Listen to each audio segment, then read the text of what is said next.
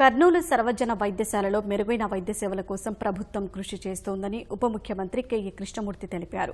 వైద్యశాలలోని radiology విభాగంలో 1.3 కోట్ల రూపాయలతో కొనుగోలు చేసిన డిజిటల్ ఎక్స్రే పరికరాన్ని ఆయన ప్రారంభించారు.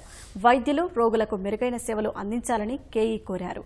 కర్నూలులోని చాణక్యపురి కాలనీలో అభివృద్ది చేసిన ఉద్యానవనాన్ని ఎమ్మెల్యే ఎస్వి మోహన్ రెడ్డితో కలిసి ఆయన ప్రారంభించారు. ఇందులో వ్యాయామ పరికరాలను పరిశీలించారు. కర్నూలు జనరల్ హాస్పిటల్కు డెవలప్మెంట్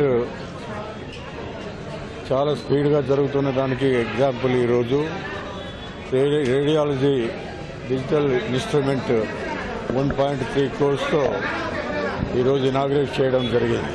రానున్న రోజుల్లో ఇక్కడ క్యాన్సర్ హాస్పిటల్ పెట్టాలని కూడా ఆలోచన ఉంది. దానికి ఆల్రెడీ శాంక్షన్ కూడా వచ్చేసింది.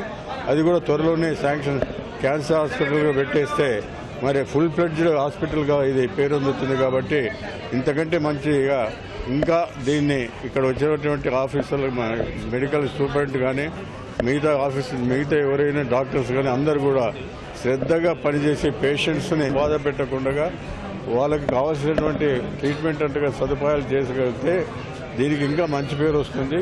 ఇక్కడ ఉన్న డాక్టర్కి కూడా మంచి పేరు వస్తుందని చెప్పి నా భావన.